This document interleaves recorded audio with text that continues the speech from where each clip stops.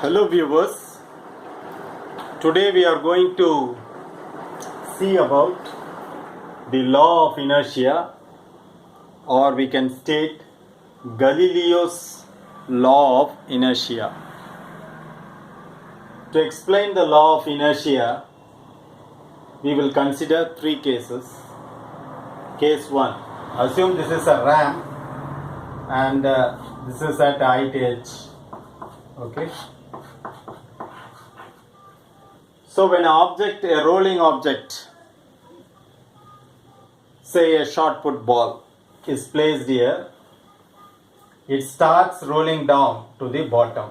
So we have acceleration in that case.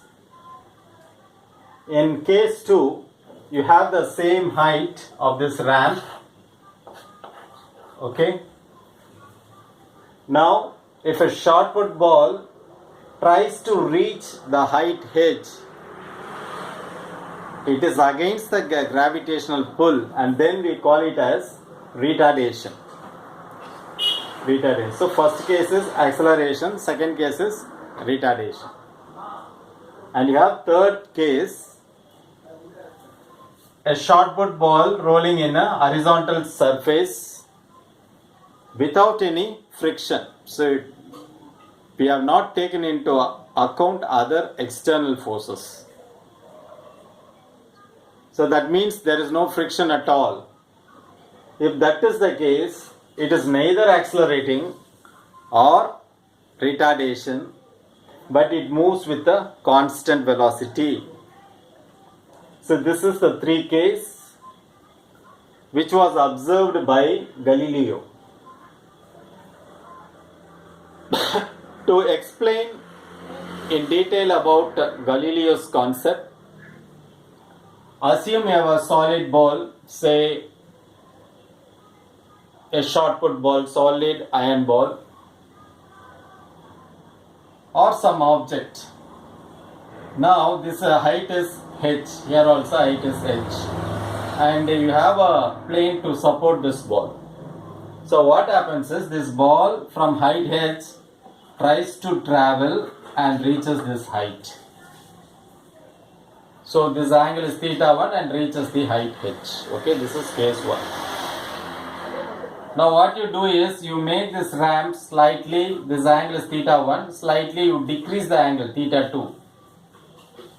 That is, theta 2 is less than theta 1, the angle. So what happens is, in this case, if you see the triangle, it will be like this, theta 1 to reach this height. And for the second case, if you see,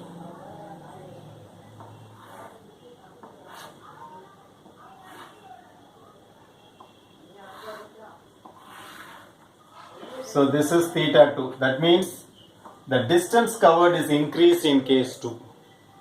But still it reaches the same height. That's the meaning. Say a ball, say a shot put ball, rolling from this point at a height h, tries to travel here and reaches this height. It reaches that height, but it travels, the distance is large compared to this one. Here the distance is very short, whereas here the distance is greater than this distance, case 1 distance, and it reaches the same height. There is no compromise on reaching that height. This is second observation. Third observation, which is same height, but in this case theta 3, assume theta 3, so this angle is 0. So what happens is, this solid state shot put ball will travel, it comes from height h and tries to travel infinite distance with constant velocity. So it travels with infinite distance, reaches the infinite distance with constant velocity. So here in this case, this theta 3 is equal to 0. That means we have come like this. So it travels a great distance. Okay. So these are the three observations. But in practical cases, you will be seeing the ball will stop after reaching certain distance. That is due to so many factors, and one of the factors is friction. So in all these cases, we assume that if friction is absent, then if the friction is absent, then in this case it will reach the same height, but the distance traveled is less. In this case it will reach the same height and the distance traveled is more, and theta 2 is less than theta 1, and third case theta 3 is equal to 0. That means this will come here, it moves all along and reaches the infinite distance provided there is no frictional loss due to friction.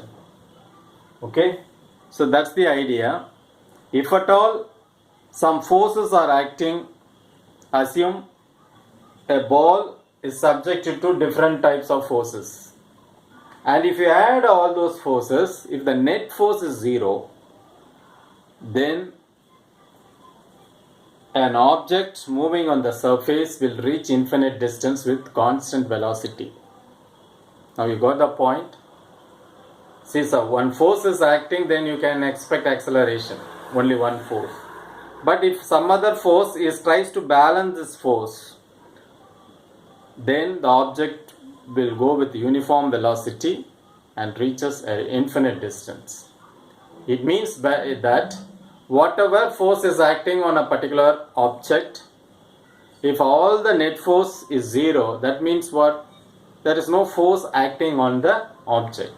So in that case, the object will reach infinite distance with constant velocity. So this is the observation made by Galileo. Okay, so if the net external force is 0, even a single force should not dominate on the object. That's the meaning. Net external force is 0. A body at rest continues to remain at rest. If it is in rest, it will remain in rest. And a body in motion continues to move with a uniform velocity. Suppose a body is moving under this condition, next external force is 0, it will move with a constant velocity, that is uniform velocity. This property of the body is called inertia. So we have defined two cases. A body at rest will remain rest forever, and if a body is in motion, it moves with a constant velocity, and this property is called inertia. Basically, inertia means resistance to change. It will offer some resistance to change from its original position. That is called inertia. Okay, so that's all about the law of inertia, or Galileo's laws of inertia. And in summation, we can say inertia means it offers resistance to change. Hope you have understood this topic. Thanks for watching. Nandri.